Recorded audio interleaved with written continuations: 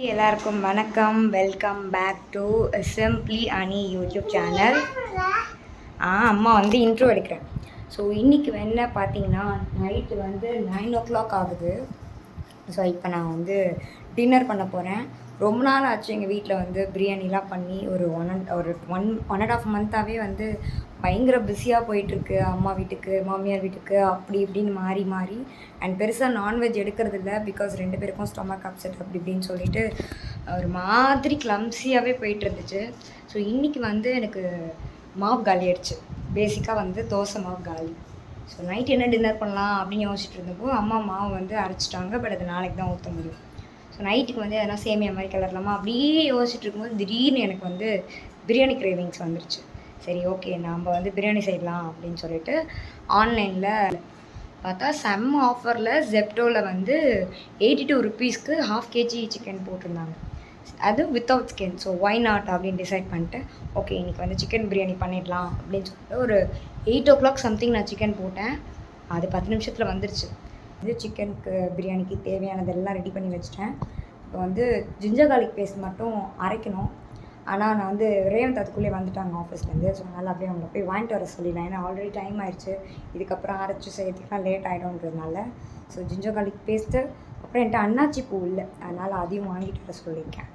So அது வந்துருச்சுன்னா நம்ம வந்து சிக்கன் பிரியாணி செய்ய ரெடி ஆகிடலாம். பிரியாணிக்கு வந்து இந்த மாதிரி சிக்கனை வந்து இஞ்சி பூண்டு பேஸ்ட்டு, அது உப்பு போட்டு நம்ம விசில் விட்டு எடுக்கணும். ஸோ ஜிஞ்சர் கார்லிக் பேஸ்ட் வந்ததும் இதில் ஆட் பண்ணி விசில் விட்டு எடுத்துடலாம். ஒரு 2-3 விசில்ஸ் விட்டோன்னா கரெக்டாக இருக்கும். ஸோ தட் சிக்கன் வந்து பிரியாணியில் வந்து ஒரு மாதிரி ரஃப்பாக இருக்கும்ல, அதை அவாய்ட் பண்ணலாம். அதுக்கப்புறம் பிரியாணிக்கு தேவையான கொத்தமல்லி, அப்புறம் வந்து பச்சை மிளகா, அப்புறம் வந்து ஒரு 3 வெங்காயம் மீடியம் சைஸ், ஒரே ஒரு தக்காளி, அதுக்கப்புறம் வந்து பிரியாணி அரிசி ஊற வச்சுருக்கேன். ஸோ ஆல்மோஸ்ட் எல்லாம் ரெடி.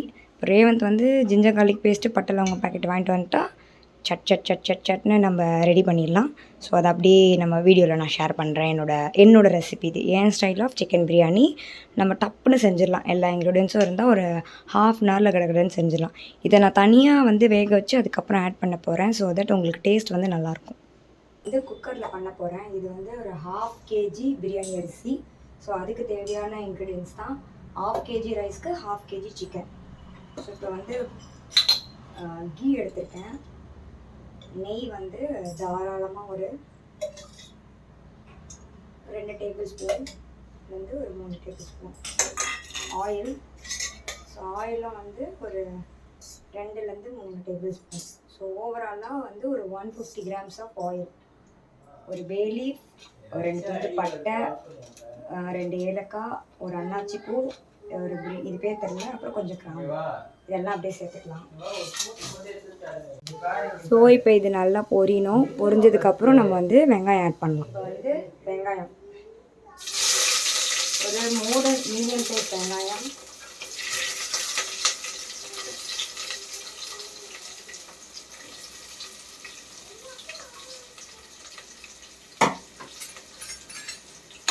போட்டு நல்லா வதக்கலாம்.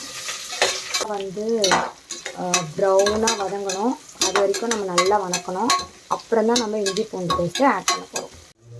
ஸோ இப்போ வந்து ஜிஞ்சர் கார்லிக் பேஸ்ட்டு, உப்பு, சிக்கன் இதை போட்டுட்டு தேவையான அளவுக்கு தண்ணி விட்டு இதை வந்து ஒரு 3 விசிலுக்கு நம்ம வந்து ப்ரெஷர் குக் பண்ண போகிறோம்.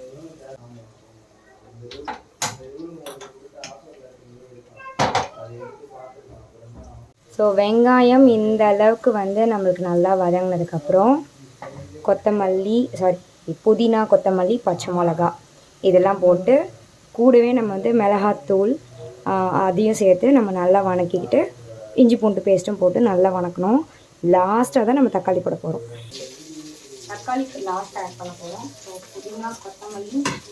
புதினா, பச்சை மிளகா, இஞ்சி பூண்டு பேஸ்ட் 1 டேபிள் ஸ்பூன். ஏன்னா ஆல்ரெடி சிக்கனுக்கு 1 டேபிள் ஸ்பூன் போட்டிருக்கோம். ஸோ அதனால் பேலன்ஸ் இருக்கிற 1 டேபிள் ஸ்பூன். இஞ்சி பூண்டு பேஸ்ட்டு, புதினா, பச்சை மிளகா, இஞ்சி பூண்டு பேஸ்ட்டு, புதினா, பச்சை மிளகா போட்டதுக்கப்புறம் மிளகாத்தூள். இந்த பிரியாணிக்கு வந்து சும்மா ஒரு 1/2 டேபிள் ஸ்பூன் மிளகாத்தூள் ஜஸ்ட் ஃபார் கலருக்கு போட்டுட்டு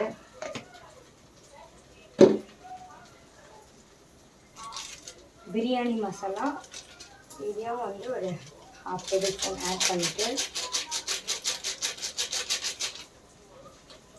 லாஸ்ட்டாக ஒரே ஒரு தக்காளி அதையும் சேர்த்துட்டு இது எல்லாத்தையும் மிக்ஸ் பண்ணி விட்டுட்டு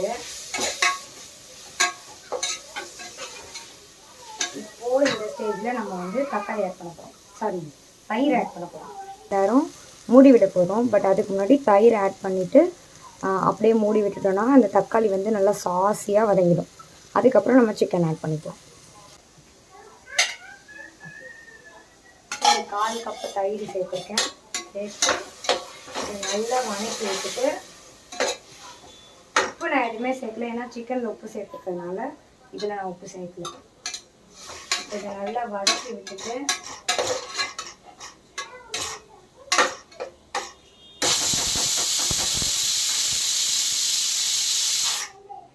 இதை அப்படியே வந்து மூடி போட்டு விட்டுருவேன். ஒரு தட்டு போட்டு சும்மா மூடிடலாம். இல்லைன்னா நம்மளோட குக்கர் விசிலே இப்படி போட்டு இப்படி விட்டுனா அந்த தக்காளி வந்து நல்லா குக் ஆகிடும். ஸோ தக்காளி வந்து நல்லா மூடி போட்டு விட்டதுக்கப்புறம் இந்த அளவுக்கு வதங்கிடுச்சு. இப்போ வந்து சிக்கனும் வந்து வெந்துருச்சு. 3 விசில் விட்டு இறக்கியாச்சு. இப்போ இது விசில் அடங்கினதும் இதில் இருக்கிற சிக்கனை நம்ம அப்படியே வந்து இதில் ஆட் பண்ணிவிட்டு தண்ணி ஊற்றி கொதிக்க விட்டு அரிசி போட்டுட்டு 2 விசில் விட்டு இறக்கிட்டோன்னா சிக்கன் பிரியாணி ரெடி. சிக்கன் வந்து நல்லா வெந்துருச்சு. ஸோ இந்த சிக்கனை வந்து நம்ம அப்படியே வந்து பிரியாணியில் ஆட் பண்ணிடலாம். இந்த தண்ணியை வந்து நம்ம பிரியாணியில் ஆட் பண்ணிடலாம்.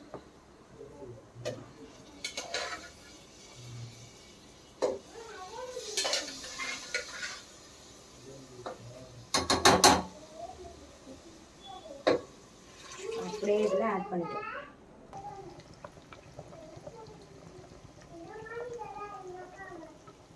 தண்ணி நல்லா கொதிச்சிருச்சு. இப்போ வந்து அரிசி போட்டுடலாம். தண்ணி ஊற்றியாச்சு. அண்ட் உப்பு காரம்லாம் இந்த ஸ்டேஜில் டேஸ்ட் பண்ணிவிட்டு இப்போ மூடி போட்டு 2 விசில் விட்டு நம்ம வந்து ஆஃப் பண்ணிட்டா பிரியாணி ரெடி. ஸோ மூடி போட்டு மீடியம் ஃப்ளேமில் 2 விசில் விட்டு இறக்கிட்டோன்னா சிக்கன் பிரியாணி ரெடி.